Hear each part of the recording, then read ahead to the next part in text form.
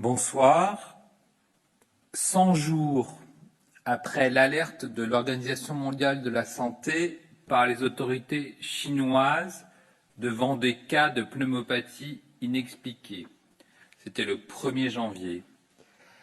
La pandémie de Covid-19 touche aujourd'hui 184 pays avec 1 450 000 cas confirmés, 83 568 décès, mais aussi 308 000 personnes guéries. Les États-Unis sont le pays le plus touché au monde, avec 400 000 cas et déjà près de 13 000 morts. L'Europe reste l'épicentre de la pandémie, avec près de 700 000 cas et plus de 58 000 décès. L'Espagne, avec 14 555 décès, observe enfin un plateau. L'Italie, qui malheureusement déplore plus de 17 000 décès, observe enfin une lente, très lente régression de l'épidémie. Enfin, l'Allemagne ainsi que le Royaume-Uni sont en phase encore ascendante. En France, vous le savez, nous faisons tout, tous ensemble, pour éviter de saturer nos établissements de santé, pour soulager, soutenir tous nos professionnels de santé. Les données hospitalières de 1053 établissements de santé font état, depuis le début de l'épidémie, le 1er mars, de 60 000 personnes hospitalisées. Aujourd'hui, 30 375 personnes sont actuellement hospitalisées pour une infection Covid-19. C'est encore un solde positif, 348 admissions de plus que la veille, et donc beaucoup plus d'arrivées, plus de 3000 arrivées et plus de 2000 personnes sorties. 7 148 cas graves, c'est un record absolu en France, nécessitent des soins lourds en réanimation ce soir. 34% des patients hospitalisés en réanimation sont âgés de moins de 60 ans, 61% ont entre 60 et 80 ans, mais nous notons aussi que 108 personnes hospitalisées sont des jeunes de moins de 30 ans et actuellement en réanimation. Au cours des dernières 24 heures, 482 nouveaux patients ont dû être admis en réanimation, c'est encore considérable. Le solde, qui représente la différence entre les personnes entrées et les personnes sorties, et donc le nombre total de patients à prendre en charge en plus, reste un solde positif. 17 patients ce soir en plus par rapport à hier.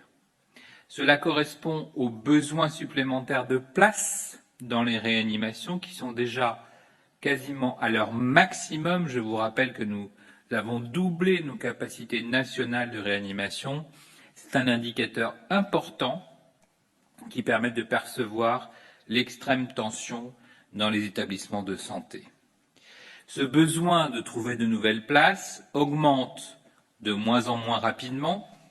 59 places supplémentaires hier, 94 lundi, 140 dimanche, 176 samedi, mais cette tension reste toujours particulièrement forte. Dans les Outre-mer, Guadeloupe, Guyane, Réunion, Martinique, Mayotte, 145 personnes sont hospitalisées, comme hier, et 44 en réanimation. Enfin, et c'est important, 21 254 personnes sont sorties guéries de l'hôpital. Ce chiffre continue d'augmenter jour après jour et bien entendu, il faut y ajouter les dizaines de milliers de personnes guéries à la maison et qui n'ont pas eu besoin, fort heureusement, d'être hospitalisées. La surveillance syndromique en population nous montre la fréquentation des services d'urgence, 2706 passages hier, soit 13% de l'activité totale, avec, après un passage aux urgences, 41% d'hospitalisation et 3% d'admission directe en réanimation. L'activité de SOS médecins sur le territoire national est en baisse pour le Covid, 784 interventions contre 925 pour la journée de lundi. C'est 15% de l'activité totale de SOS médecins est donc en baisse. En ce qui concerne la situation dans les établissements sociaux et médico-sociaux, en raison d'un problème technique qui empêche momentanément l'accès à l'application qui recueille les données transmises par les établissements, Santé publique France, qui est en charge du recueil, n'est pas en mesure de nous fournir aujourd'hui un bilan actualisé de ces données qui concernent, comme vous le savez, les EHPAD et les établissements médico-sociaux. Le bilan des décès reprend donc ce soir la mortalité hospitalière. 7 632 décès sont à déplorer depuis le 1er mars. 82% des décès observés surviennent chez des personnes de plus de 70 ans. Nous avons 16 décès en Outre-mer, 10 en Guadeloupe, 4 en Martinique, 2 à Mayotte. Au cours des dernières 24 heures, c'est donc un total de 541 décès qui a été enregistré en milieu hospitalier. Concernant les établissements sociaux et médico-sociaux, et en particulier les EHPAD, nous déplorions hier 3237 décès. Ajoutés donc au bilan hospitalier, c'est 10 869 décès en France qui sont en lien avec l'épidémie. Mais je vous le rappelle, nous n'avons pas de chiffres actualisés de la mortalité enregistrée en EHPAD ce soir. L'INSEE ainsi que Santé publique France nous donnent des informations très précises sur la mortalité totale, celle qui survient en milieu hospitalier, celle qui survient dans les EHPAD et celle qui survient à la maison en ville. À l'échelon national, l'excès de mortalité atteint 31% en semaine 13 et émerge aussi petit à petit de plus en plus fortement sur la semaine 14, compte tenu du décalage de la remontée des données d'état civil, avec un excès de 27%. À l'échelon régional, l'excès de mortalité est observé dans 6 régions pour les semaines 13 et 14, Grand Est, Île-de-France, Bourgogne-Franche-Comté, Auvergne-Rhône-Alpes, Hauts-de-France et Centre-Val de Loire. À l'échelon départemental, ce sont 33 départements qui ont un excès de mortalité en semaine 14 et déjà 32 lors de la semaine 13. 5 départements présentent un niveau d'excès exceptionnel: le Haut-Rhin, Paris, la Seine-Saint-Denis, les Hauts-de-Seine et le Val d'Oise. Selon Santé publique France, qui recense l'ensemble des tests pratiqués par PCR et confirmés, il y aurait ce soir 82 000 cas confirmés par PCR, soit 3 881 de plus qu'hier. Vous le constatez, la pandémie de Covid-19 est toujours très active dans notre pays. Nous sommes tous confrontés à une situation exceptionnelle qui s'inscrit durablement dans le temps. Après des semaines d'évolution, nous avons atteint un niveau totalement exceptionnel, inédit, de sollicitation hospitalière, des cas confirmés d'admission en réanimation à un niveau absolument inégalé dans l'histoire médicale française. La tension se relâche à peine dans certains services de réanimation de certaines régions, mais elle devient encore plus forte dans d'autres régions, et c'est le cas ce soir, par exemple, en Île-de-France. Nous devons donc tous être totalement mobilisés. En première ligne, vous le savez, nos professionnels de santé, les soignants, qui sont au plus près de nos malades et ont permis de les prendre en charge au mieux depuis le début de l'épidémie. En deuxième ligne, ceux qui permettent aux premiers de tenir la ligne de front. Et en troisième ligne, toutes celles et tous ceux qui doivent respecter le confinement.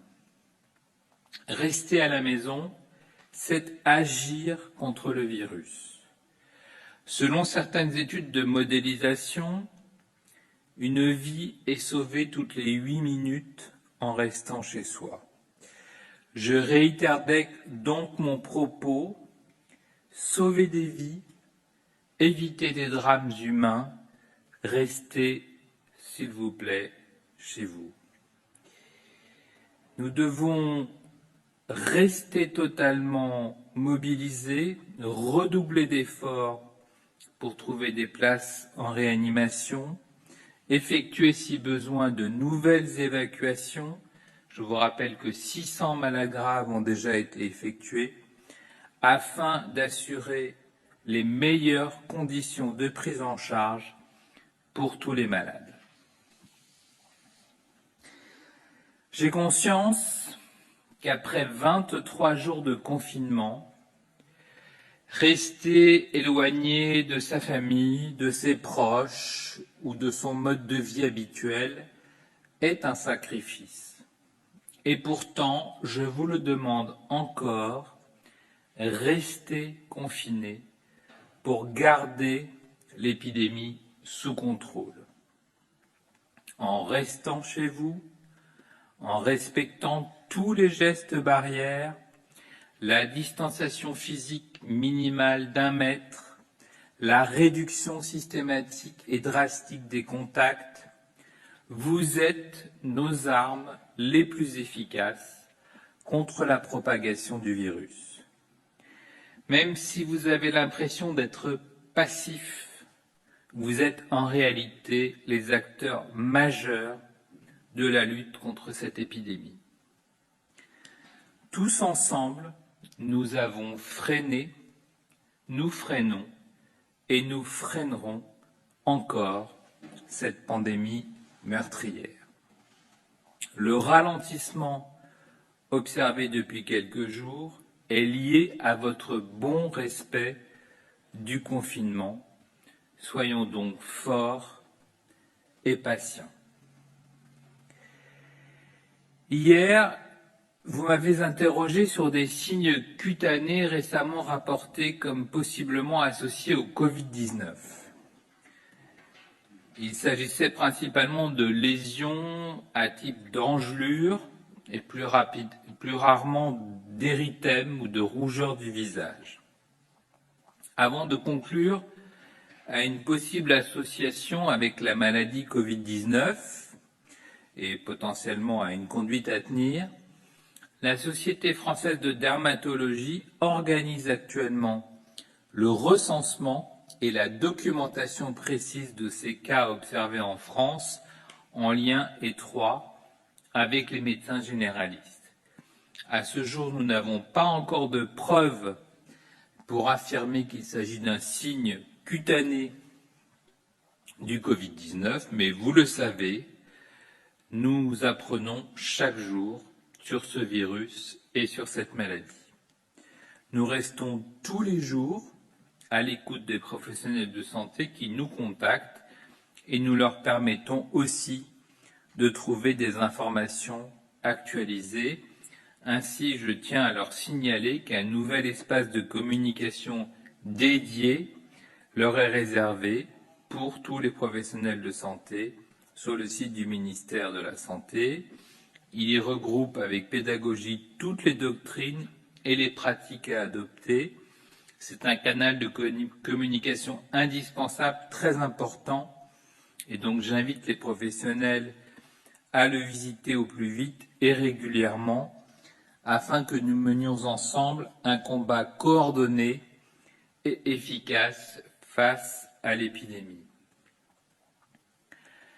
Ce soir, je rends hommage aux soignants qui se battent depuis des semaines, heure après heure, malade après malade, et pour qui nous devons absolument tout faire pour alléger leur quotidien et réduire tous ensemble le poids inégalé de cette épidémie sans précédent. Je vous remercie.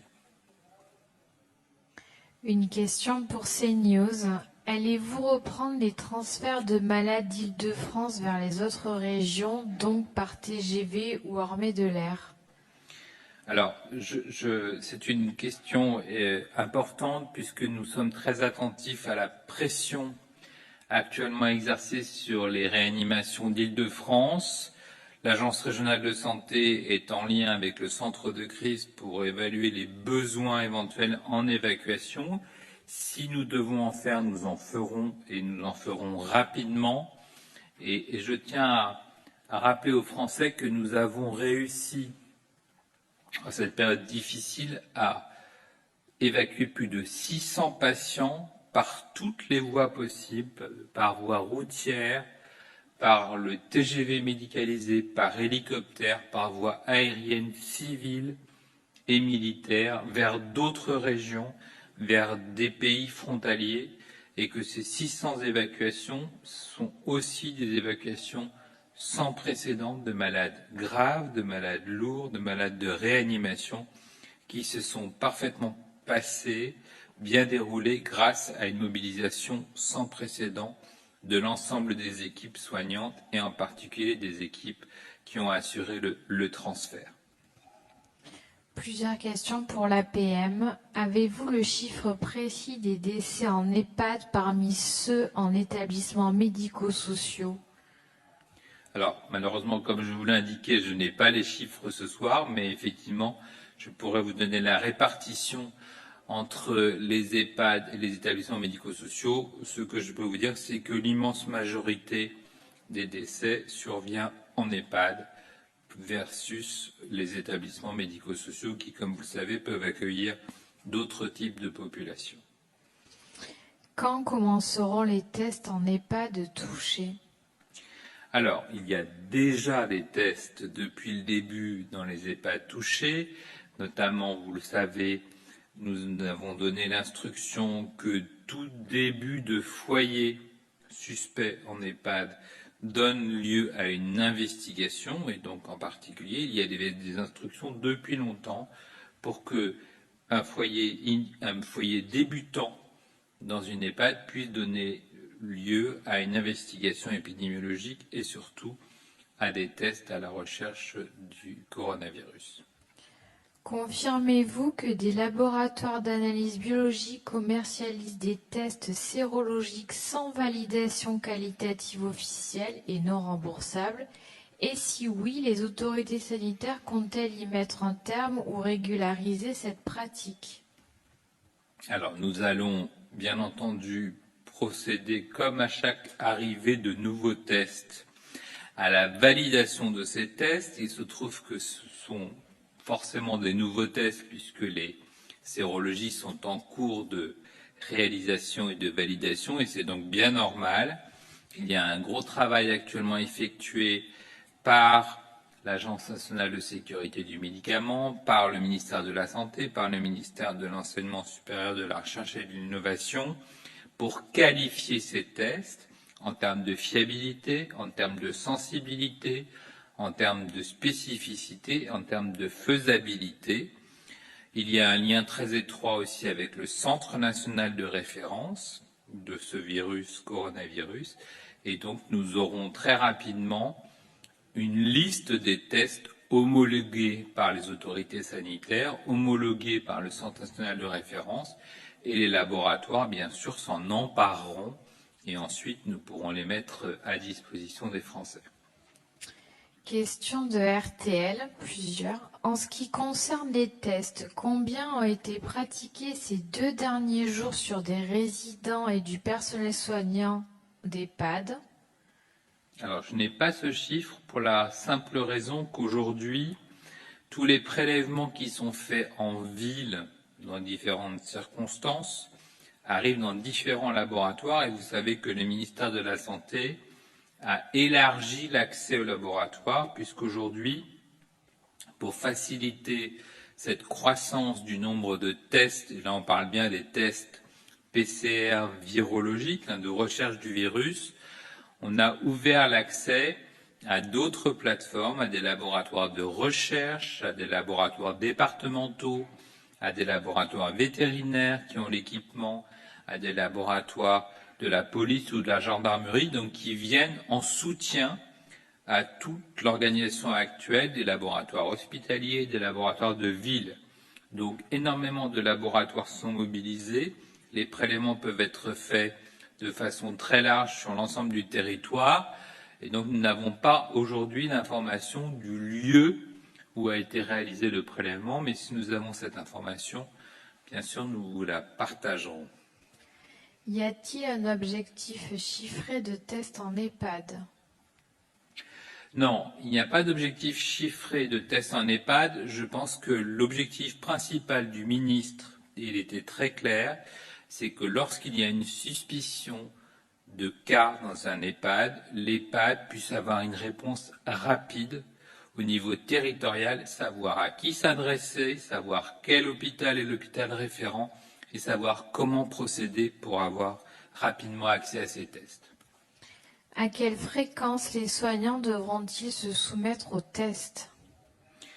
Alors, ça c'est une question qui reste à trancher. La première question est de savoir si tous les soignants, et ça c'est important, peuvent avoir accès aux tests lorsqu'ils se sentent malades. Et c'est évidemment une priorité puisque vous savez que les soignants font partie des populations prioritaires. Ensuite, il y aura une deuxième question qui sera celle du test sérologique des soignants, pour que les soignants qui vont avoir à lutter pendant encore des semaines pour prendre en charge les malades sachent s'ils sont séropositifs, c'est-à-dire qu'ils ont rencontré le virus et qu'ils sont immunisés, ou s'ils sont séronégatifs et qu'ils doivent être encore plus attentifs justement pour se protéger et éviter d'être contaminés. Question pour le Figaro. Il y a quelques jours, certaines ARS n'avaient toujours pas clairement donné de consignes strictes de confinement dans tous les EHPAD. Est-ce le cas aujourd'hui? Est-ce que dans chaque EHPAD, les interactions sont aujourd'hui limitées au strict minimum?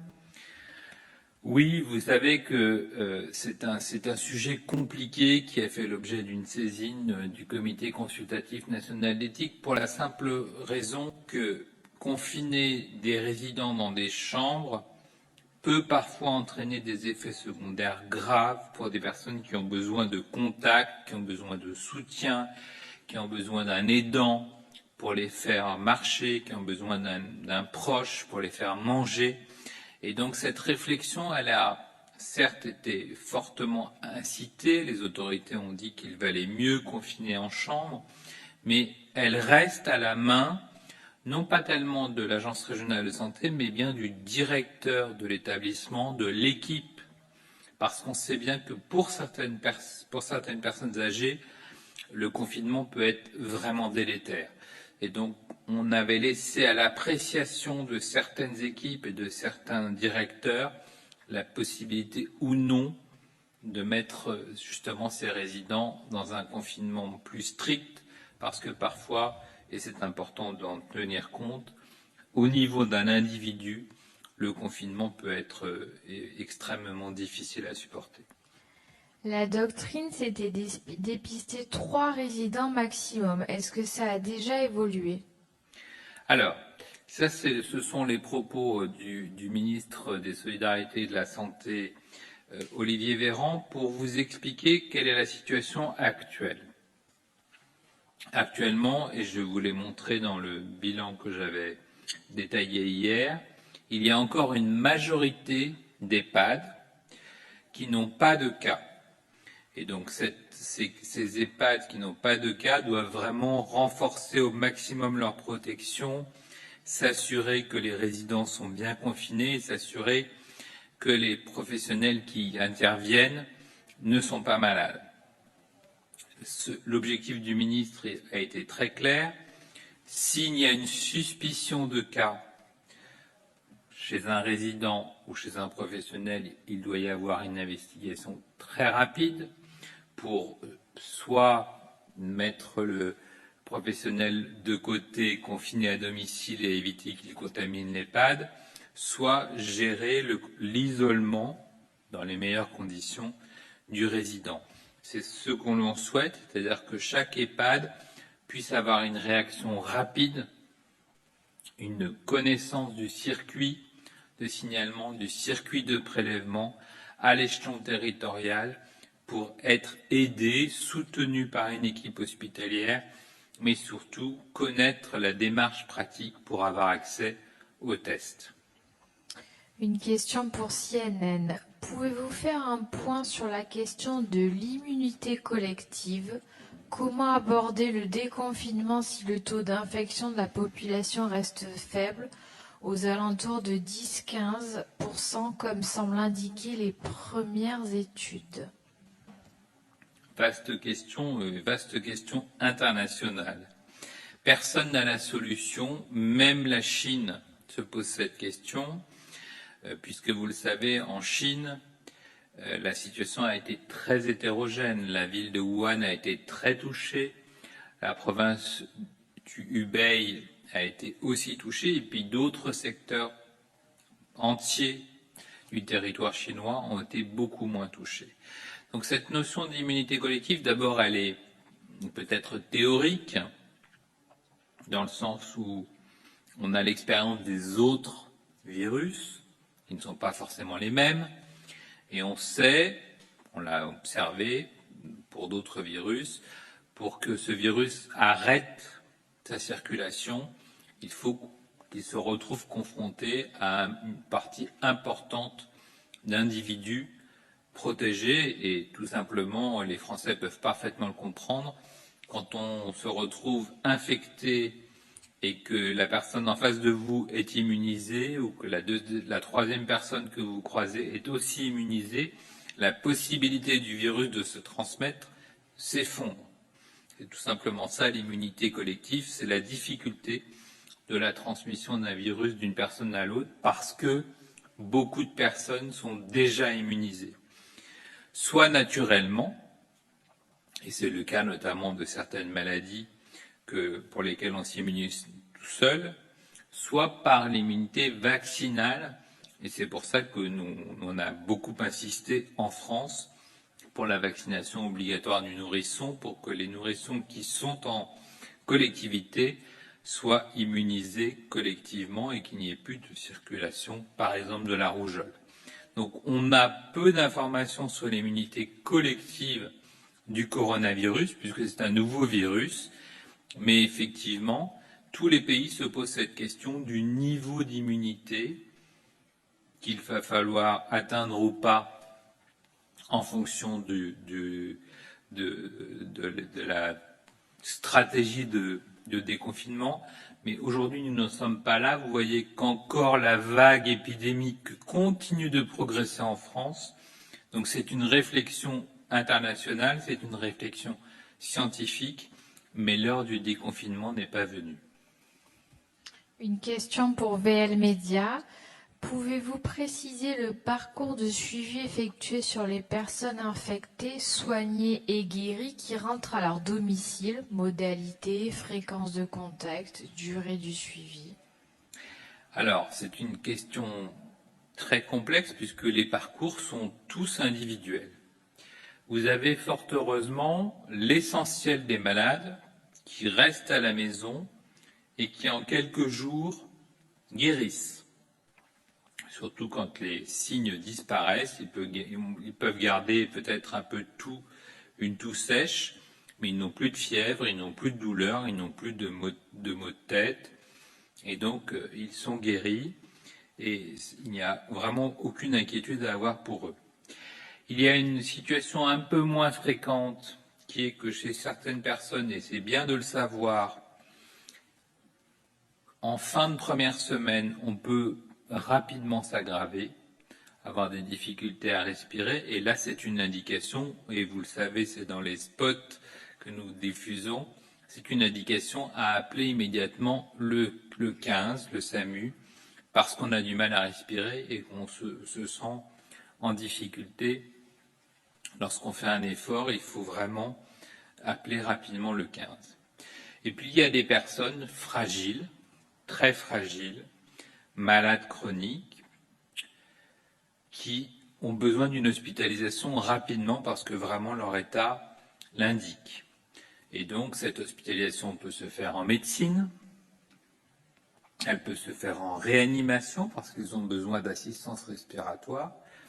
Et ensuite, le devenir d'un patient de réanimation peut être une sortie relativement rapide parce que la réanimation est courte, ou peut être une rééducation, une réadaptation longue parce que la réanimation a été particulièrement lourde et qu'il faut réapprendre à marcher, réapprendre à respirer tout seul avec un kiné, et donc le retour à domicile se fait après ce long séjour hospitalier. 2 questions pour Médicite. La première, les mesures de confinement vont-elles être plus strictes lors du pic de l'épidémie? Alors, le confinement est déjà très strict et je tiens à remercier les Françaises et les Français qui, globalement, le respectent très bien. Il n'y a probablement pas de pic, et je pense que le terme n'est pas bon. On observe de pic nulle part, on observe un plateau dans certains pays, c'est le cas de l'Italie, c'est le cas de l'Espagne, c'est, je l'espère, le cas de la France dans les prochains jours, mais qui est un plateau à très haut niveau. Vous voyez que nous avons un nombre de cas exceptionnel en milieu hospitalier comme en réanimation, et c'est un plateau dynamique qui est observé, c'est-à-dire qu'il reste beaucoup de patients qui arrivent à l'hôpital. Le fait que ça ne monte plus est lié au fait qu'il y a autant de personnes qui rentrent à l'hôpital que de personnes qui en sortent. Mais la charge en soins, le nombre de patients à prendre en charge reste totalement considérable pour les professionnels de santé. La Russie se dit prête à tester des vaccins sur les humains dès fin juin. Qu'en est-il de la France? La France est très impliquée dans la recherche. Vous savez que nous avons énormément de protocoles d'essais thérapeutiques. Je crois que nous sommes un des pays au monde qui a le plus de protocoles en cours et de protocoles déposés, de protocoles en cours d'instruction. Donc merci à nos chercheurs d'être aussi actifs. C'est valable pour les essais thérapeutiques, c'est valable pour les essais vaccinaux. La seule chose qu'il faut bien comprendre, c'est que pour mettre au point un vaccin, et vous savez que nous avons des très bons chercheurs dans ce domaine, il faut d'abord un modèle, on va dire, cellulaire, puis un modèle animal, puis un modèle humain. Et donc il y a des étapes indispensables pour produire un vaccin, et c'est long pour valider le concept, pour tester ce vaccin chez l'animal et chez l'homme, et surtout pour ensuite, s'il est confirmé qu'il est efficace, le produire. C'était les dernières questions. Merci. Merci à vous.